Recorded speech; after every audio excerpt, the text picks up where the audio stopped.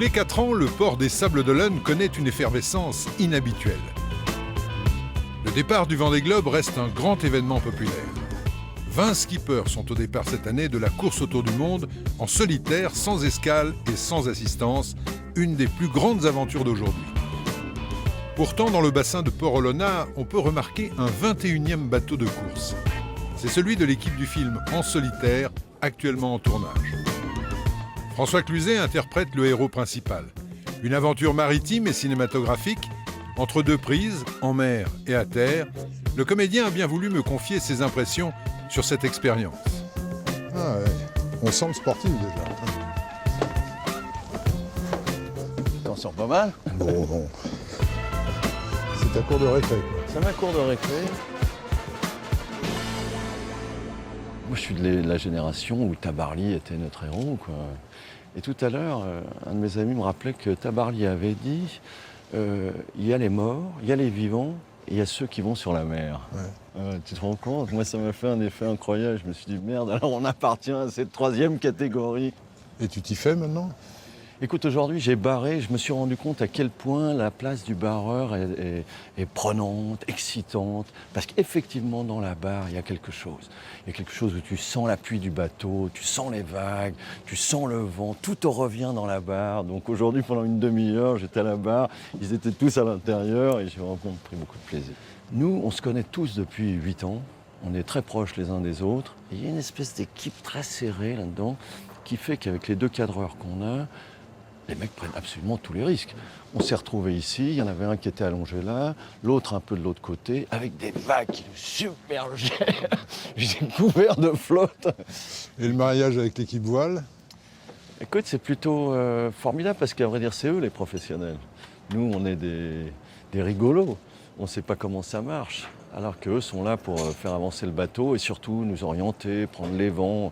C'est eux qui nous permettent d'avoir des images dingues. L'autre jour, on faisait une scène de sauvetage et tu avais des vagues qui étaient à 4-5 mètres au bord du bateau. C'est quelque chose de formidable. Est-ce qu'il n'y a pas une responsabilité un peu lourde parce que tu te dis peut-être, est-ce que ça va faire vrai? Est-ce que ça... Je ne sais pas. Hein, Je dirais que ça, c'est un peu la responsabilité du metteur en scène. Tu sais, l'habit fait le moine, mais on m'habille en navigateur et puis après, c'est à eux de faire croire que je suis vraiment navigateur parce que moi, je ne peux pas m'improviser navigateur. D'abord parce que tous ces types qui font une course aussi difficile que celle-ci sont des types qui ont une expérience folle. Alors je dis souvent, bon, bah, vous êtes navigateur, moi je suis acteur, bon, vous sauriez peut-être pas faire mieux que moi en tant qu'acteur. Mais il y a quelque chose de puissant, d'humain, je sais pas, de terriblement vrai, quoi, comme si la mer ne supportait pas le bobard. Il y a quelque chose de très sain. Et finalement, c'est ça qu'on a en commun, nous autres cinéastes, acteurs plus ou moins, la passion qu'on a en commun avec ces types-là. C'est-à-dire qu'ils ne parlent que de bateaux. Et il faut bien reconnaître que nous, les acteurs, on ne parle que de théâtre et de cinéma. Et vraiment, on ne sait pas dire quoi que ce soit d'autre. Est-ce que tu as eu des moments de peur?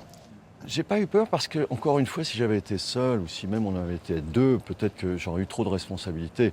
Là, pour te dire la vérité, j'en ai pas des masses. Je suis là, souvent dans la banette, et on me dit c'est prêt, je me colle à la barre. C'est lui le navigateur, allez hop.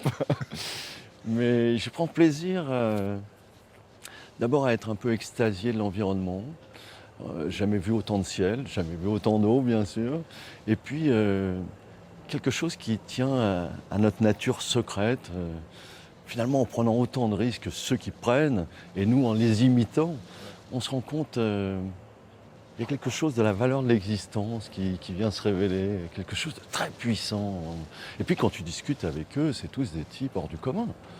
Il n'y en a pas, je sais pas, ils semblent très forts à l'intérieur. C'est parce qu'ils ont affronté des choses comme ça. Dans l'enfance, tu avais côtoyé la mer ou...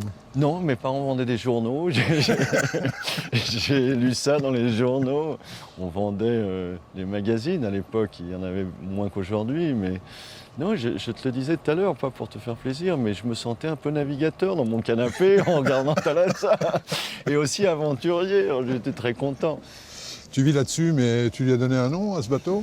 Alors, il lui en avait donné un, figure-toi, dans le film. Et puis, d'un seul coup, je me suis dit, il faut quand même que je me l'approprie parce que c'est quand même mon partenaire. C'est lui, mon partenaire. Et puis, il se passe quelque chose, effectivement, avec le bateau. Parce que quand le bateau marche bien, on a l'impression, bien évidemment, que c'est lui qui t'emmène et que tu lui dois tout.